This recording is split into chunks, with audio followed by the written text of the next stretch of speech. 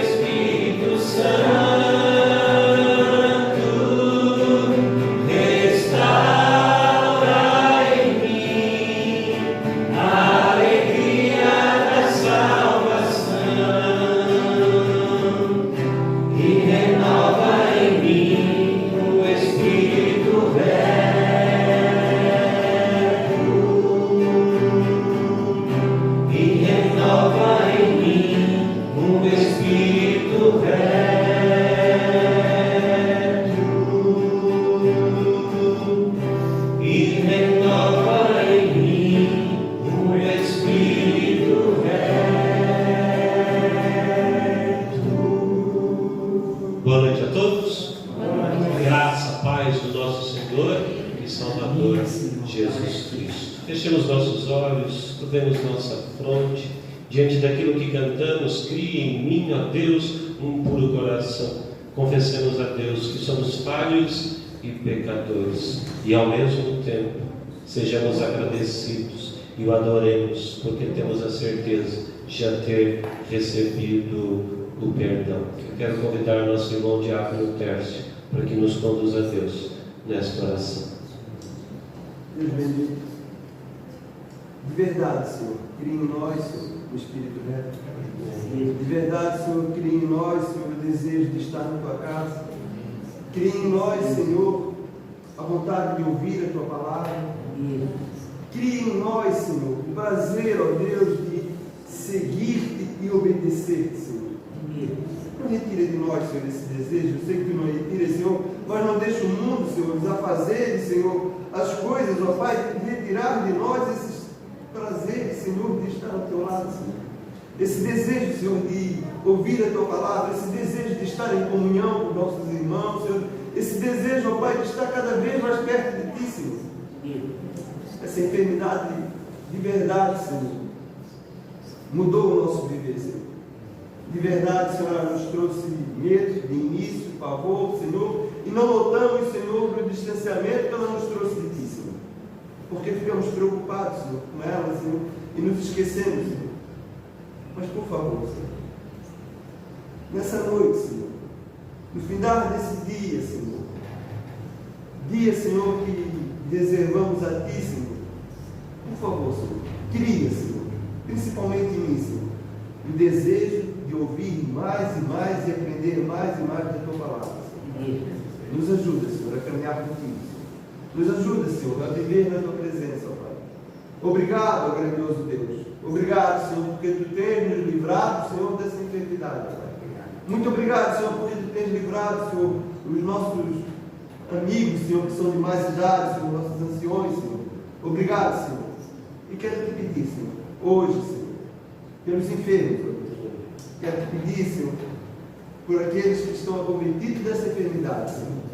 E quero Te pedir, Senhor, por aqueles, Senhor, que foram acometidos pelo medo, Senhor, dessa enfermidade. Que são milhares e milhares, Senhor, que estão sofrendo, Senhor, talvez mais, Senhor, do que pela enfermidade.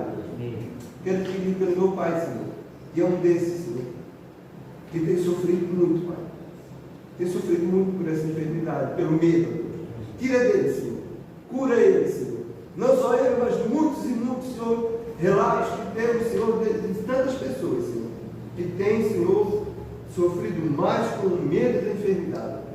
Em nome do nosso Senhor Jesus Cristo, eu quero Te pedir e quero Te agradecer. Amém. Amém. Vamos abrir as nossas Bíblias no Salmo 18. Salmo 18.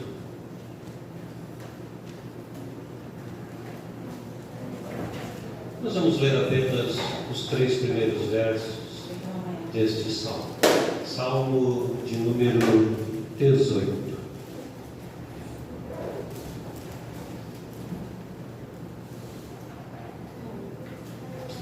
Eu te amo, ó Senhor, força minha.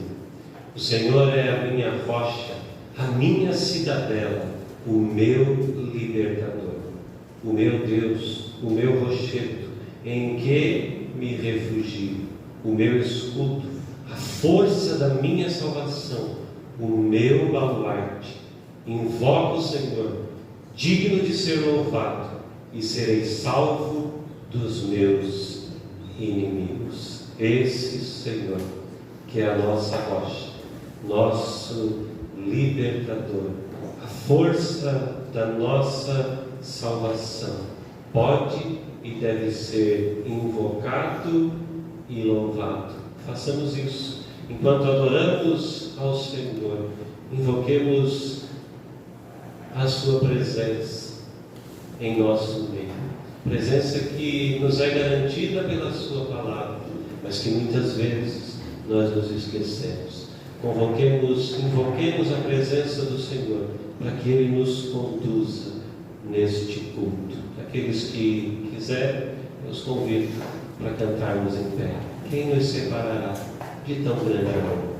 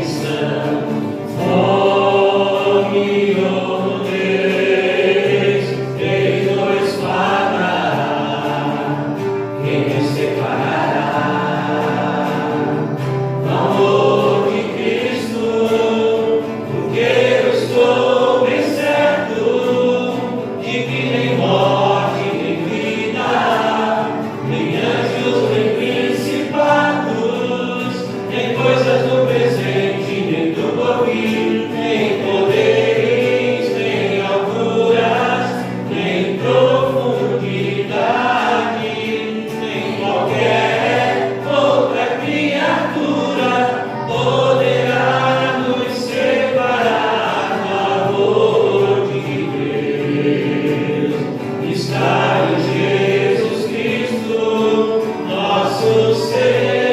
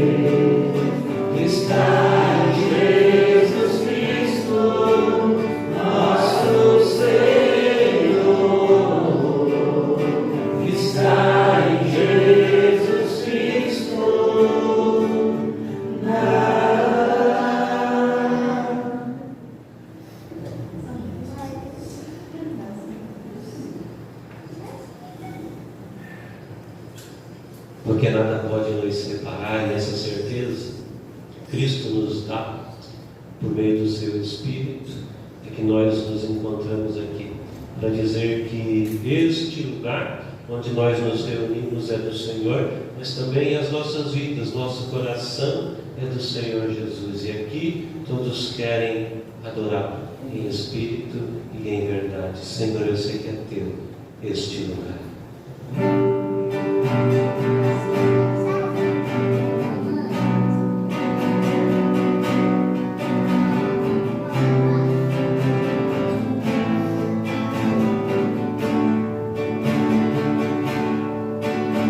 Senhor, eu sei que é teu este lugar, todos querem te adorar, toma tua direção,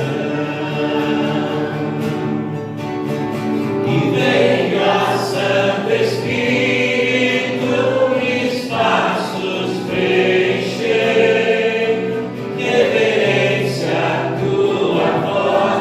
Vamos fazer, Senhor, eu sei que é teu este lugar, todos querem te adorar, com a tua direção, e venha, Santo Espírito, espaços preencher, reverência a tua voz, vamos fazer. Podes reinar, Senhor Jesus, assim teu poder, teu povo sentirá. Que bom saber, Senhor, que estás presente aqui. Reina, Senhor, neste lugar. Contempla cada irmão, ó meu Senhor, dá-lhe paz interior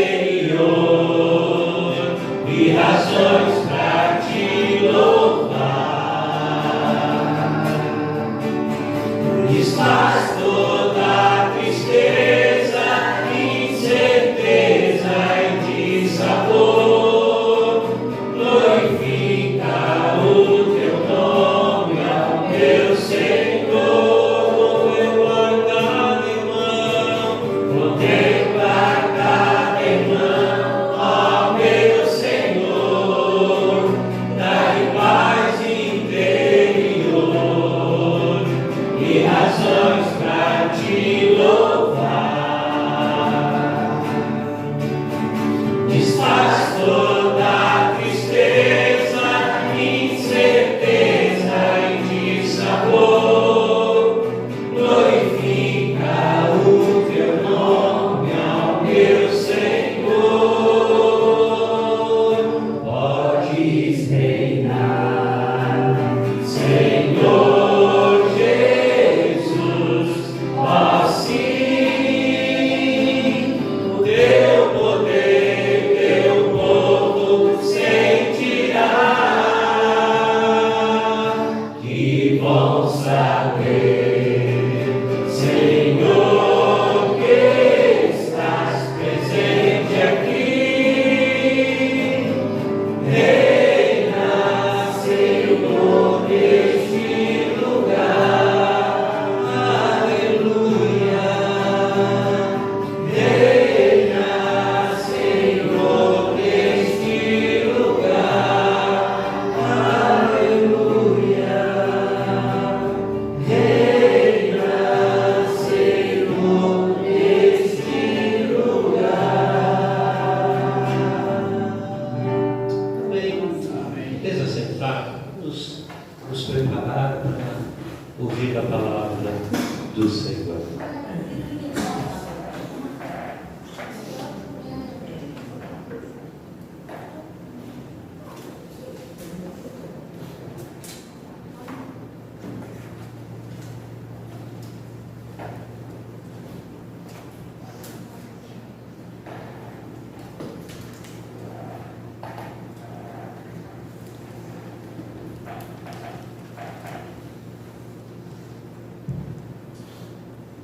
Abra comigo a sua Bíblia, na carta de Tiago, capítulo 1.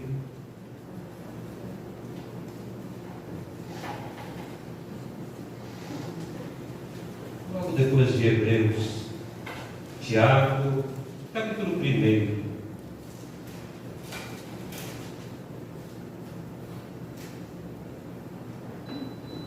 Apenas os 4 primeiros versos. Tiago, capítulo 1, do verso 1 ao 4, diz assim a palavra do Senhor.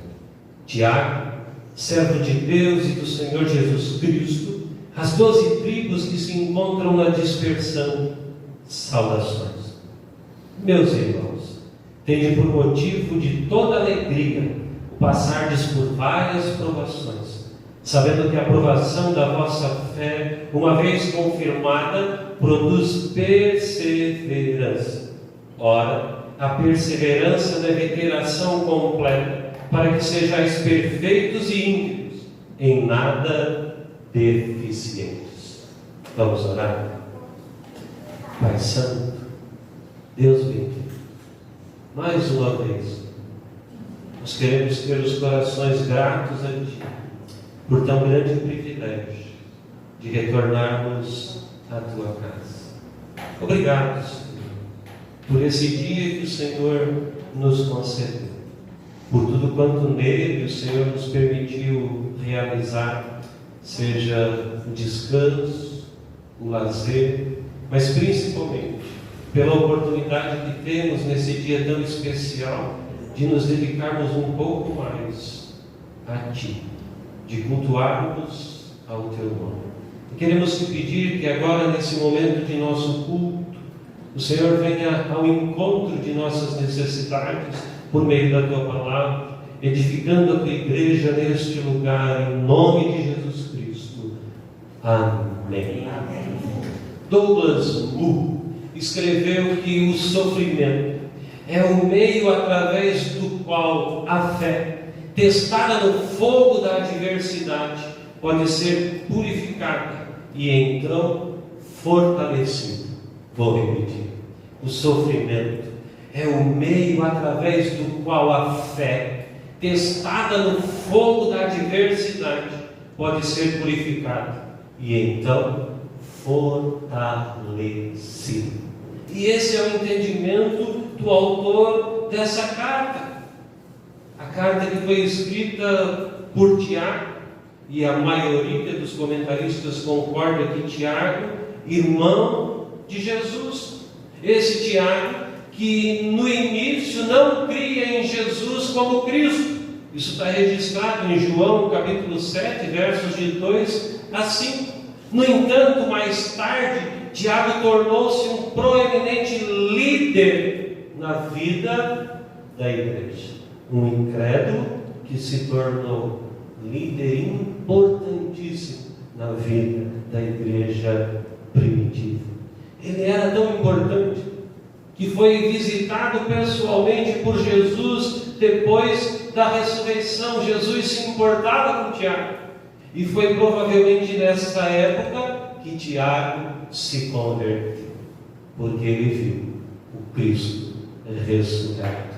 Tiago estava com os apóstolos no Pentecostes e logo foi então levado, alçado à liderança da igreja, tornando-se líder principal da igreja em Jerusalém por volta do ano 50 depois de Cristo. E continuou então nessa função de principal líder da igreja até depois da última visita de Paulo, registrada lá em Atos, capítulo 21, versículo 18.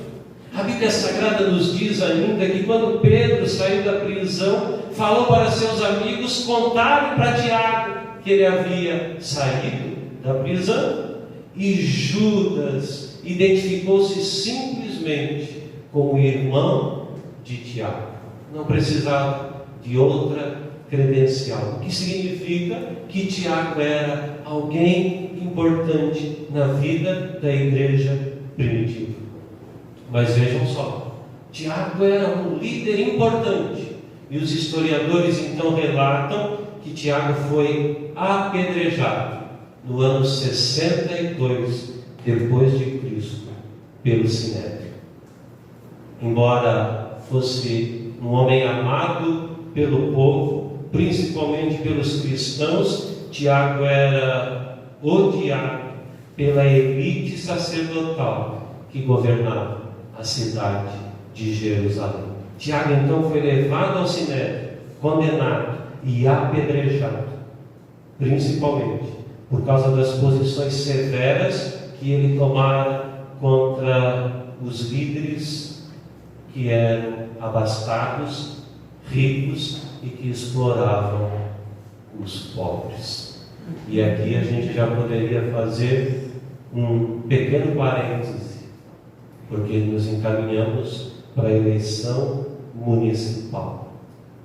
Irmãos, nós precisamos nos manter firmes no Evangelho.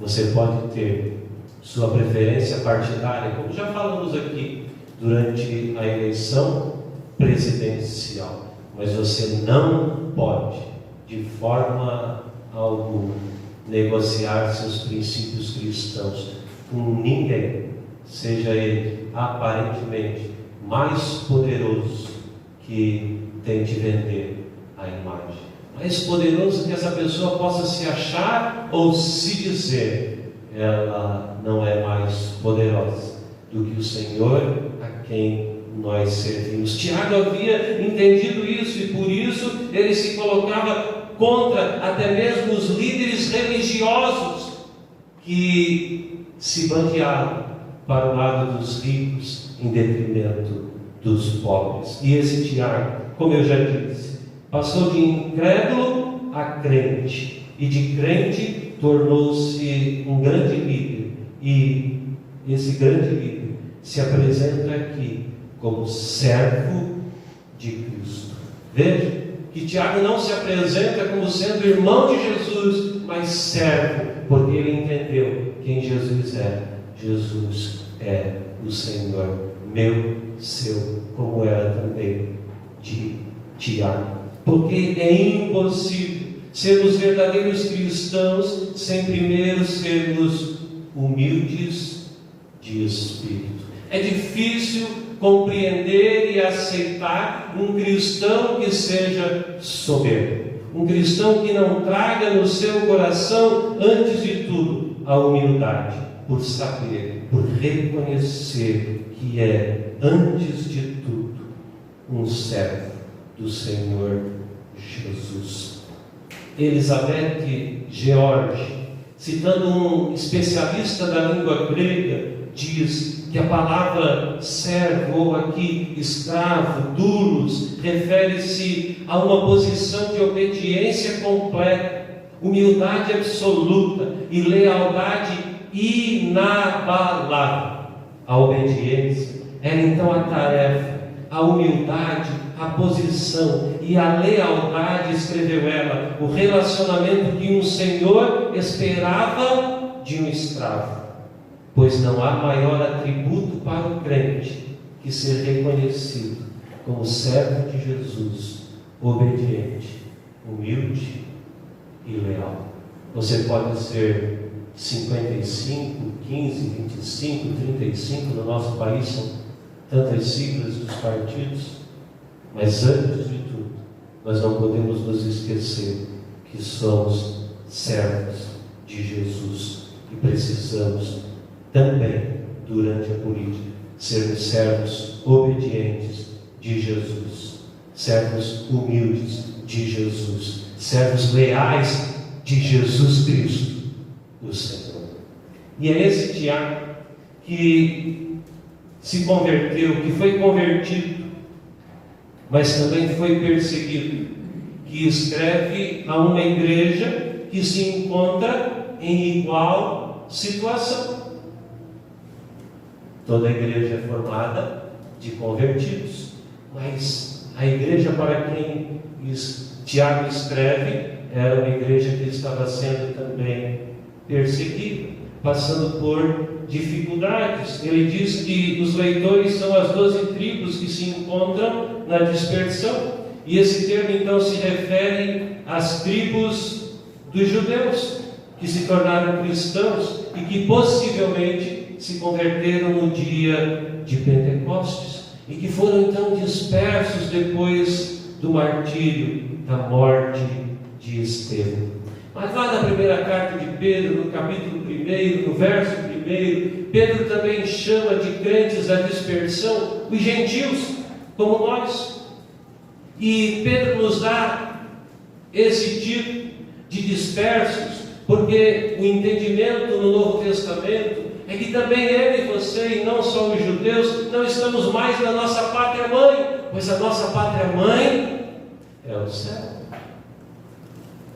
Gostamos e devemos gostar mesmo de nossa pátria amada, o Brasil, mas essa pátria amada Brasil é para nós uma pátria passageira.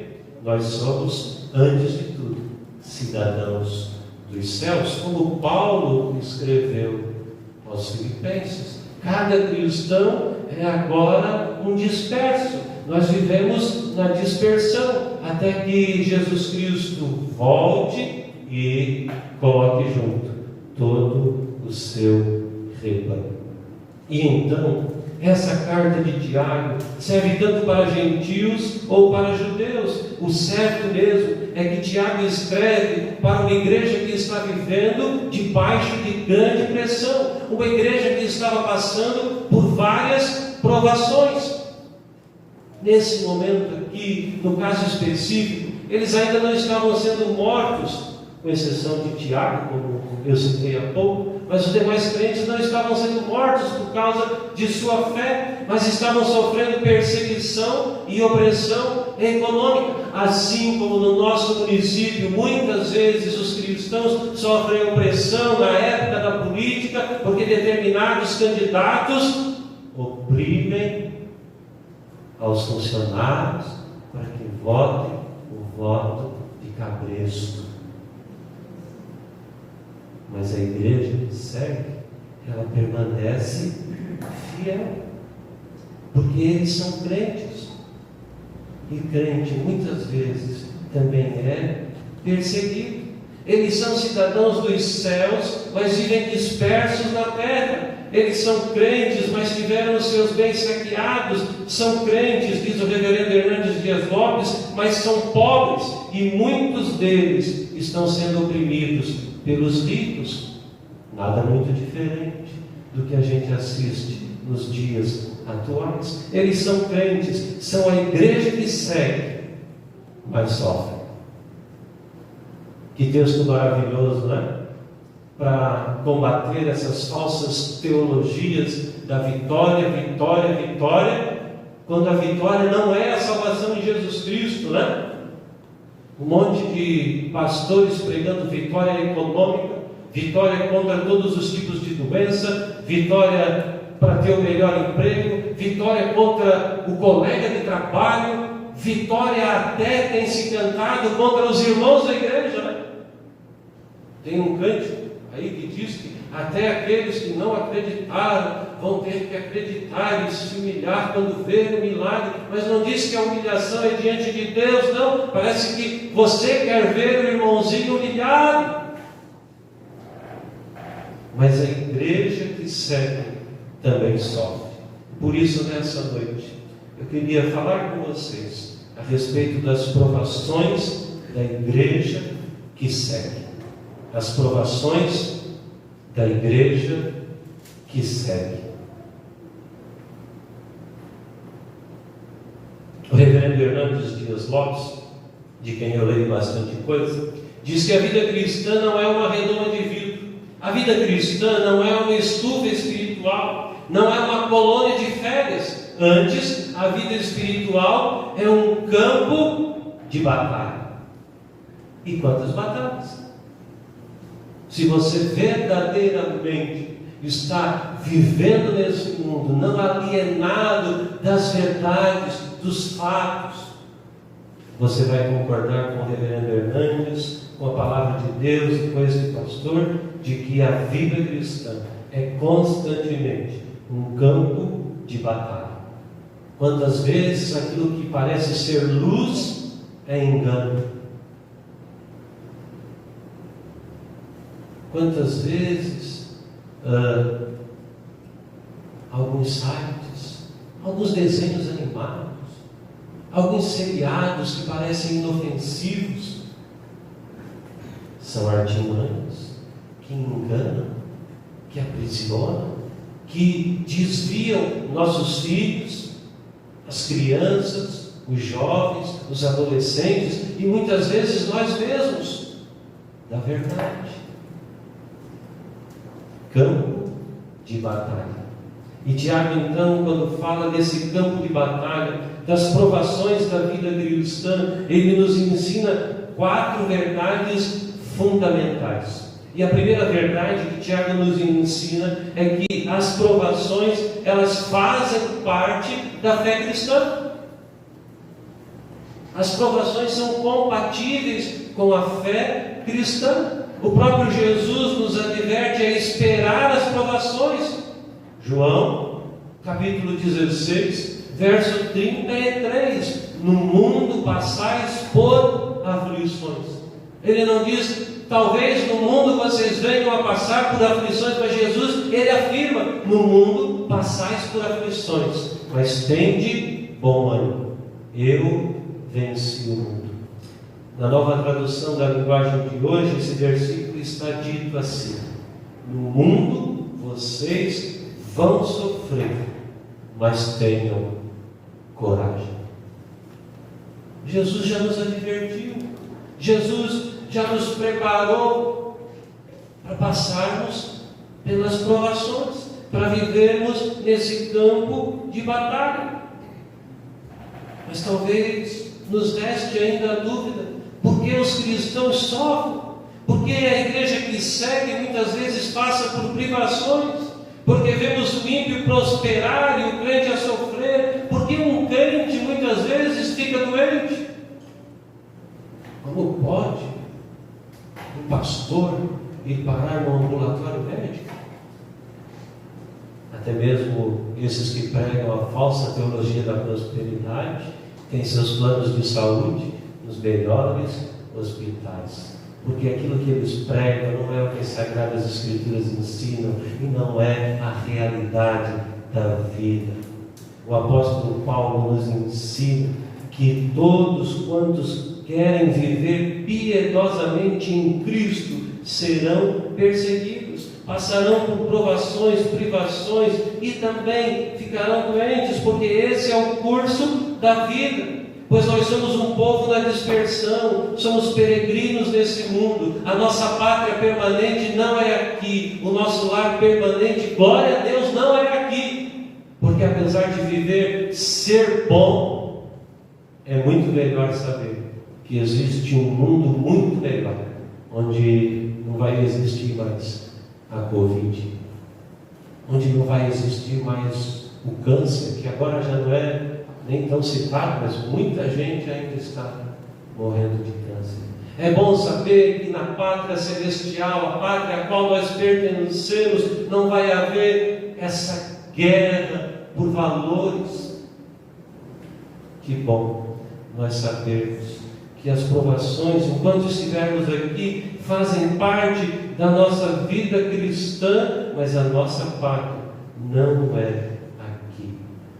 Enquanto estivermos aqui, no entanto, nós vamos passar por provações, porque nenhum de nós é ET. Nós somos seres humanos. Nós pertencemos à raça humana e estamos sujeitos aos acidentes de trânsito, acidentes verdadeiramente domésticos, não os falsos, aqueles onde há agressões. Às vezes é uma faca mal afiada, mas que corta o dedo.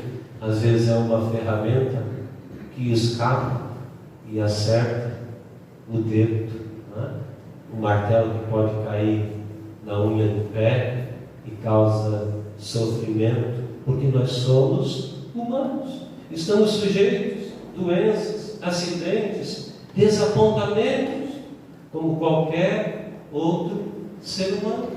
Quem de nós nunca se decepcionou com algo? Quem de nós nunca teve uma expectativa, não em Deus, mas no próprio ser humano, frustrado? Todos nós, porque nós somos seres humanos e por isso vamos passar por provações. Porque as provações procedem ainda não só da nossa humanidade, mas também porque somos humanos, da nossa pecaminosidade. Mesmo sendo cristãos, nós ainda pecamos. E é por isso que carecemos tanto de Jesus.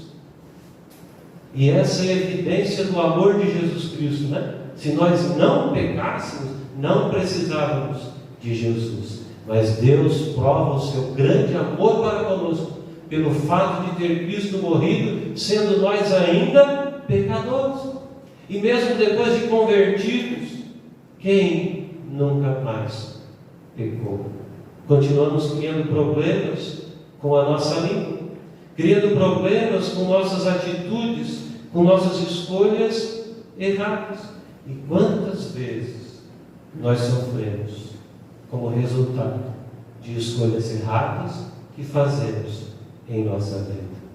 E as provações procedem também da nossa vida verdadeiramente cristã. E essa noite eu já comecei dando o exemplo da política, mas não só na política. Lembro-me que assim que me formei, fui fazer uma compra das Casas Bahia e não podia fazer crediário justamente porque eu era pastor.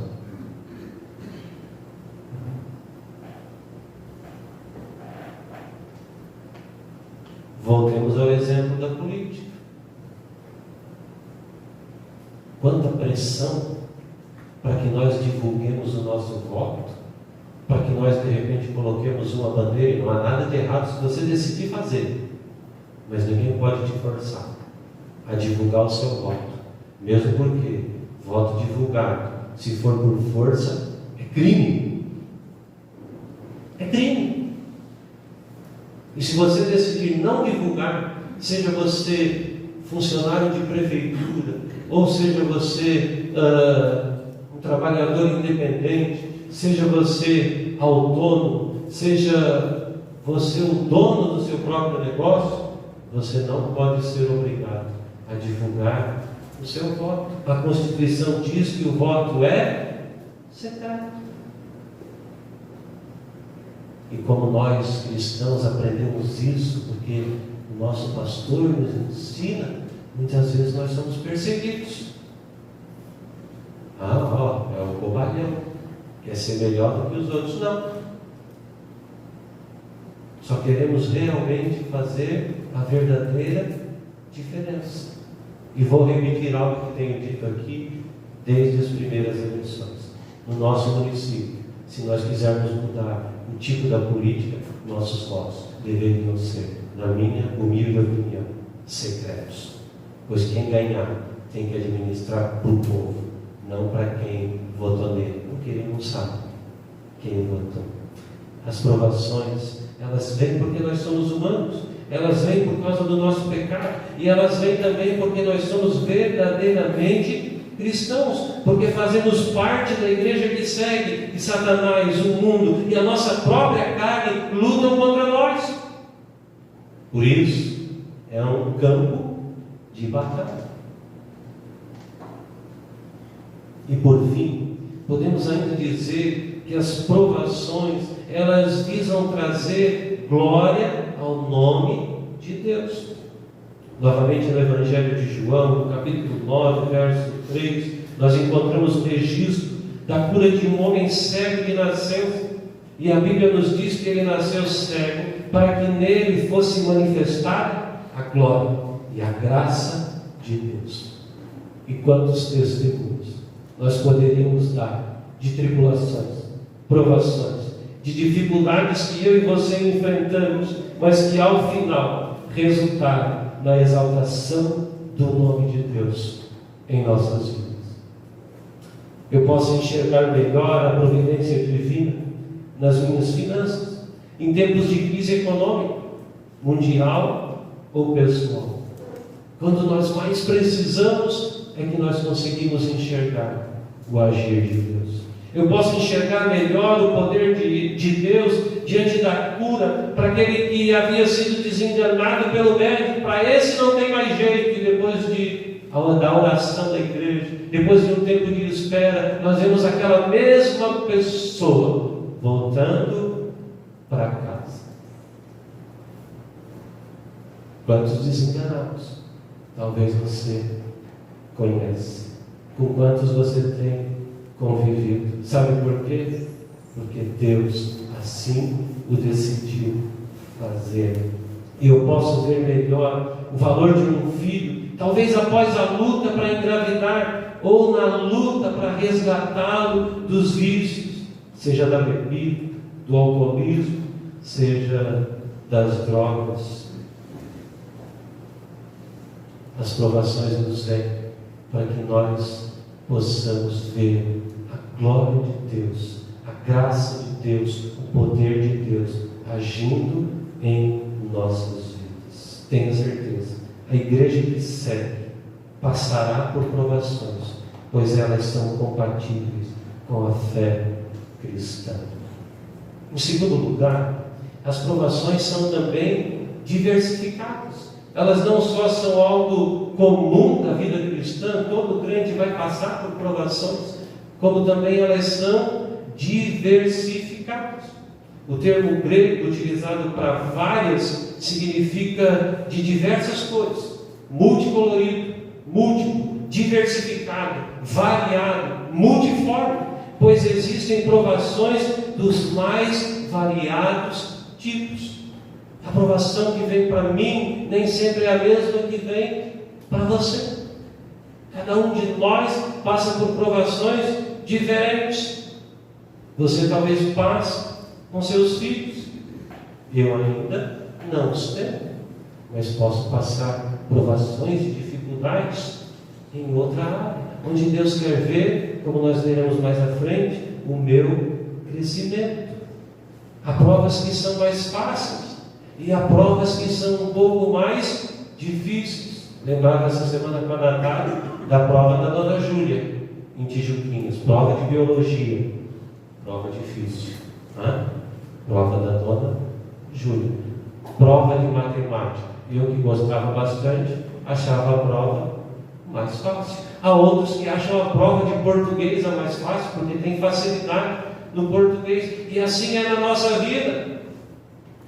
Tem gente que vai passar provações na área financeira, tem gente que vai passar provações na área da saúde, tem gente que vai passar provações em todas as áreas.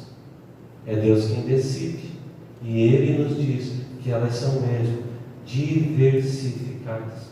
Há aquelas provas que nós enfrentamos sozinhos, que ela veio só para mim, ou veio só para você, não veio para o outro irmãozinho da igreja. Mas há aquelas provas que são comunitárias, aquelas dificuldades que vêm para todo mundo. Há pouco tempo tivemos aquela chuva que quase devastou, muitas casas em Governador Celso Ramos. Uma prova, uma dificuldade, uma provação que veio para quase todos, onde tivemos a oportunidade também de nos ajudarmos uns aos outros. Mas veja só, se as provações são diversificadas, lá em 1 Pedro, capítulo 4, versículo 10, está registrado que a graça de Deus também é multiforme. E para cada provação existe a graça suficiente de Deus para nos sustentar. Não importa qual provação você esteja enfrentando hoje, a graça de Deus é suficiente para responder à sua necessidade. Jesus caminha com o seu rebanho. Ele conhece as nossas provações e a graça dele é suficiente para nos sustentar. Lembre-se, não estamos sozinhos. Em terceiro lugar, as provações graças ao bom Deus, também são passageiras. As provações são passageiras. Ninguém suportaria uma vida inteira só de provações. E que bom que elas de verdade não duram a vida inteira. É por isso que Tiago usa o termo passando por tribulações. E o reverendo Hernandes nos lembra de que alguns passam de avião supersônico, outros de trem-bala, outros de automóvel, outros de bicicleta, outros passam a pé, outros engatinhando, mas todos passam.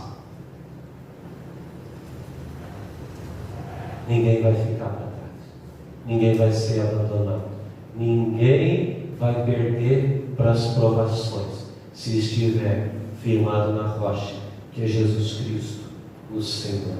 Nós não vamos ficar para sempre vivendo as mesmas provações, mesmo porque, para encerrar, em quarto e último lugar, as provações são pedagógicas. Elas servem para nos ensinar. As provações que enfrentamos aqui neste mundo visam nossa maturidade espiritual. Nas provações da vida, nossa fé é testada para mostrar a sua genuinidade. Que bom que Deus nos prova. Que bom que Deus me prova. Porque eu posso dizer hoje que estou mais maduro do que quando me converti. Que bom que Deus nos dá provações, porque eu posso dizer hoje que estou um pouquinho mais maduro do que quando fui para o seminário. Que bom que Deus me prova, e até no seminário a gente passa por provas e provações, que estou mais maduro do que quando saí do seminário.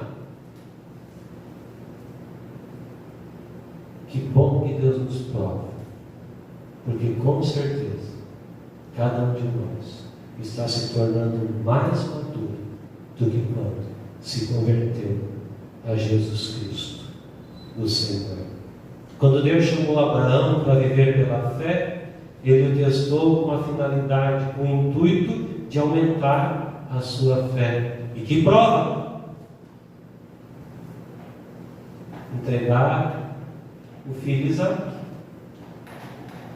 O filho que Deus havia prometido a Abraão, o filho tão esperado. Abraão, o pai da fé, entendeu que a sua fé não está firmada naquilo que Deus me dá, naquilo que Deus lhe deu. A nossa fé está firmada naquilo que Deus é, em quem Ele é. Porque Deus sempre nos prova para produzir melhorias em nós, para nos aperfeiçoar.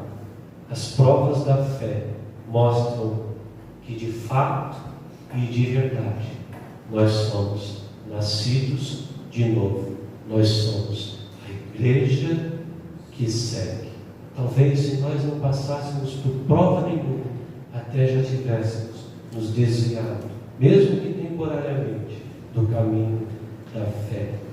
As provas de nossa fé, as provações de nossa fé trabalham por nós, porque Tiago diz que produzem perseverança. Uma vez confirmado, produz perseverança. E nossa leve e momentânea tribulação produz para nós, em nós, eterno peso de glória. 2 Coríntios, abra comigo.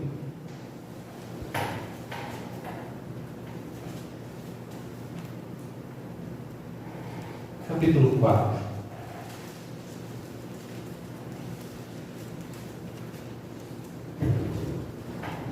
Versos 17 e 18. Porque a nossa leve e momentânea tribulação produz para nós eterno peso de glória acima de toda comparação, não atentando nós nas coisas que se veem, mas nas que se não veem, porque as que se veem são temporais, e as que se não veem são eternos. Aleluia. Glórias a Deus. As tribulações são temporárias e são pedagógicas, nos conduzem à maturidade espiritual. Romanos, capítulo 5.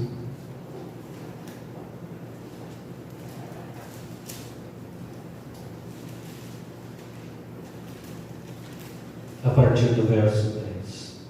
Romanos, capítulo 5, a partir do verso 3. E não somente isso, mas também nos gloriamos nas próprias tribulações, sabendo que a tribulação produz perseverança, e a perseverança, experiência, e a experiência, esperança. Ora, a esperança não confunde, porque o amor de Deus é derramado em nosso coração pelo Espírito Santo que nos foi outorgado.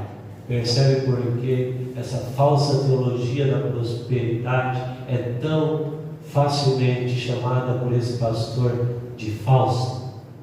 Uma teologia sem provação, sem tribulação, sem dificuldade, não produz nada. E é totalmente oposta ao que as Sagradas Escrituras nos ensinam. A esperança não confunde. Quando nós passamos por tribulação, quando nós passamos por provações, por dificuldades, a nossa fé é testada. Em quem nós esperamos? E nós esperamos a resposta que vem de Jesus, o Senhor. A palavra perseverança aqui significa paciência com as circunstâncias, ou seja, coragem e perseverança em face do sofrimento e das dificuldades. E quantas são as dificuldades?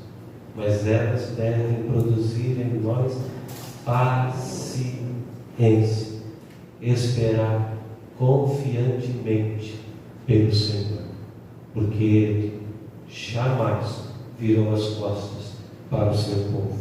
O reverendo Hernandes diz ainda que maturidade não se alcança apenas lendo um livro, é preciso passar pelas provas. E que bom que o Senhor Deus continua provando, testando a sua igreja, porque Ele quer ver em nós maturidade, e as provações visam a glória de Deus.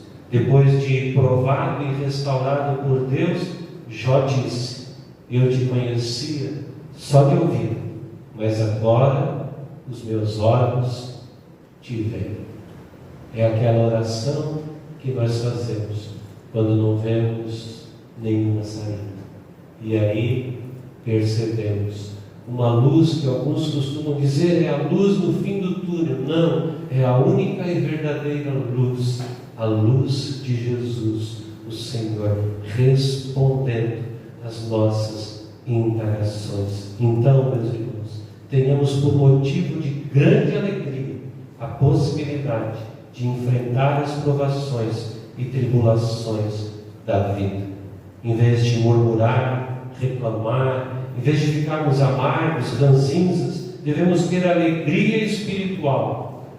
E essa grande alegria não é uma felicidade momentânea, mas é a alegria na expectativa do futuro de Deus, a expectativa daquilo que Deus vai fazer, porque aquilo que Deus vai fazer na minha e na sua vida é o melhor, sempre, para mim e para você, porque todas as coisas cooperam para o bem daqueles que amam a Deus. Essa alegria, então, não é uma felicidade momentânea, mas é confiança na soberania de Deus. É confiança de que esse Deus, o nosso Senhor, está no controle. Ele sabe o que Ele está fazendo.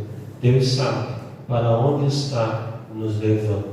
Deus está nos aperfeiçoando como igreja que segue, como cidadãos dos céus. Amém. Amém. Vamos nos preparar para a Santa Ceia do Senhor.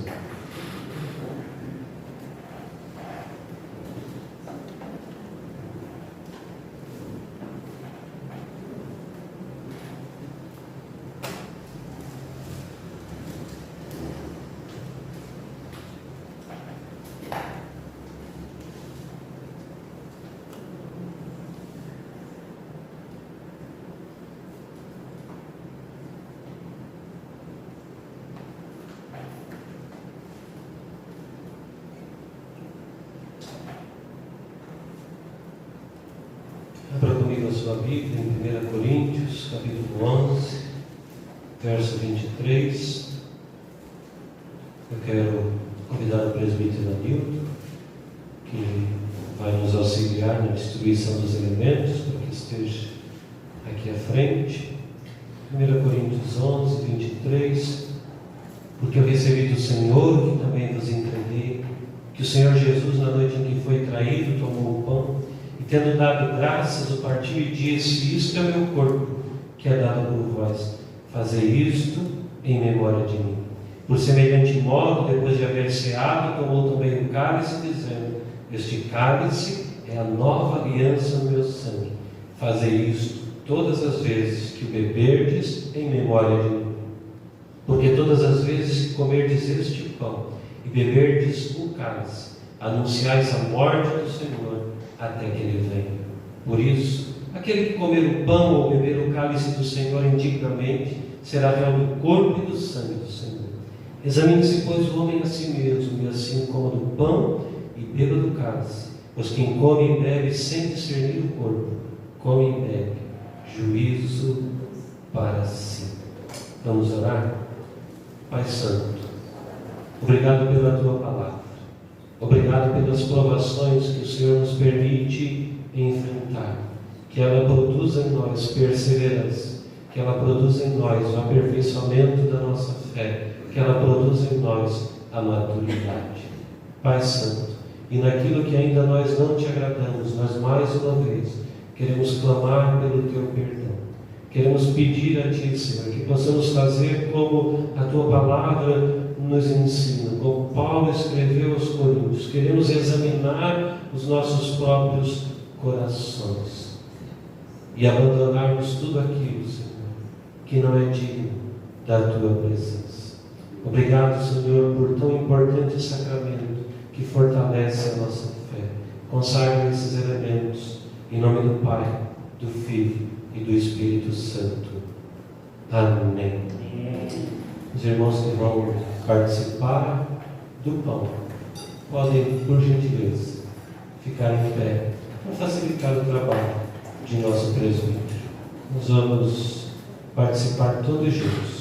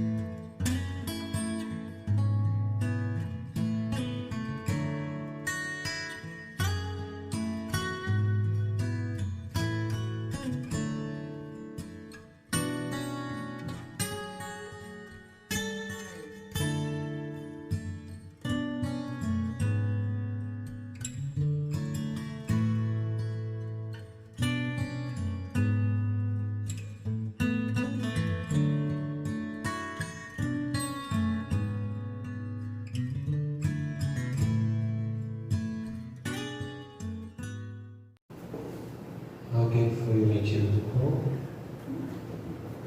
Isto é meu corpo, disse Jesus. Comamos todos.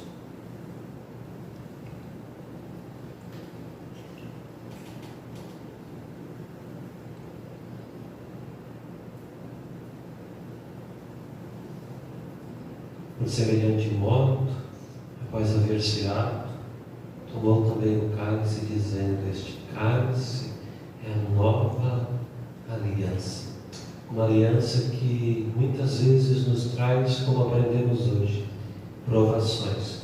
mas que também nos traz a certeza de que nós passaremos por todas elas, porque já somos vitoriosos em Cristo Jesus. Os que participaram do pão são convidados a participar do cálice do Senhor.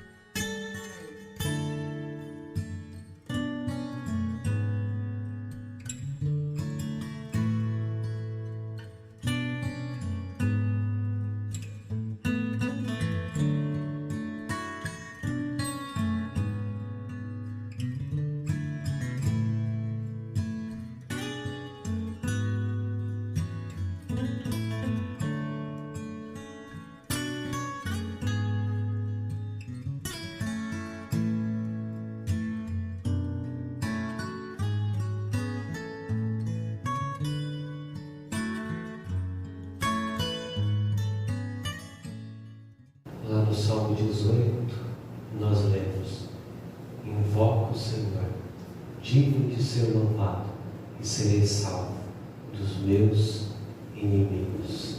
O salmista profetizou a maior de todas as salvações. A maior salvação é a salvação do nosso próprio eu, é a salvação do pecado que tenazmente nos assedia. Ao participarmos do sangue de Cristo, nós rompemos sempre com o pecado e renovamos uma aliança de obediência com a palavra de Deus, com Jesus, o Senhor. Bebamos todos.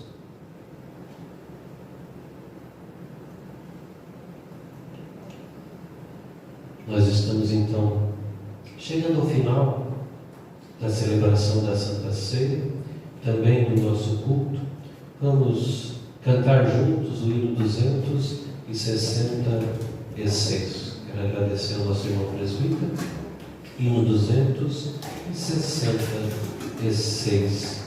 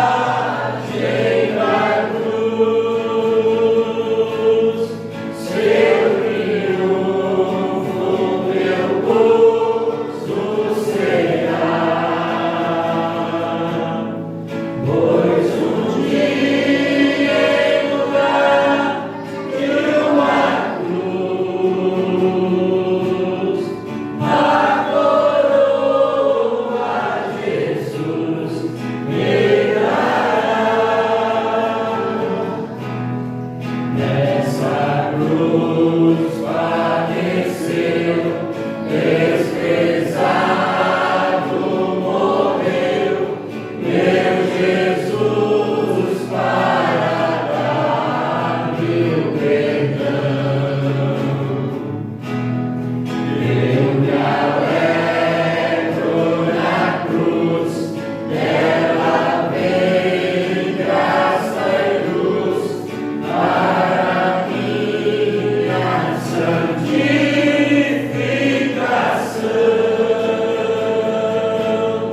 Sim, eu amo a mensagem da cruz. Seu triunfo meu gozo será,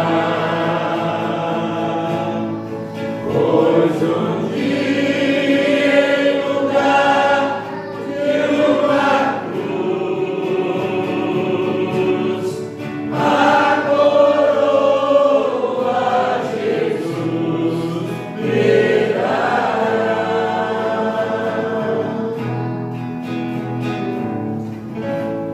Quero convidar nosso irmão presbítero Nilton para a oração final.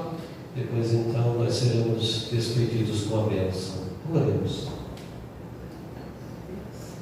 Pai Celestial, Pai de amor, Pai querido, mais uma vez estamos aqui, Pai.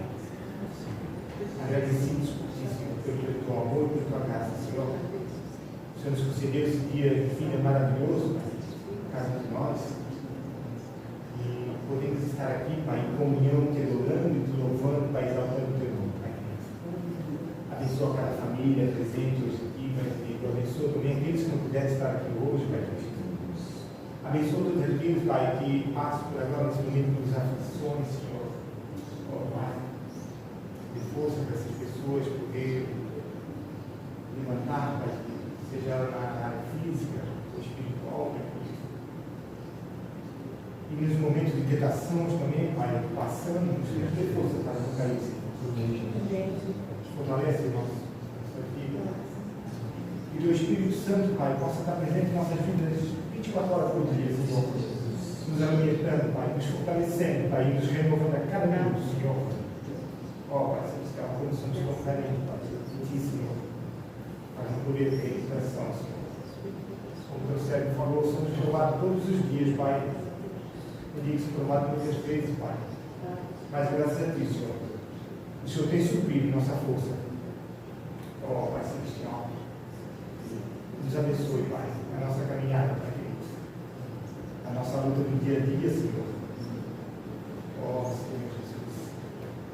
E essa doença também, Pai, essas aprovações que aparecem no dia a dia em nossas vidas, Senhor, seja lá qual for, Pai, nos dê o suprimento, Pai.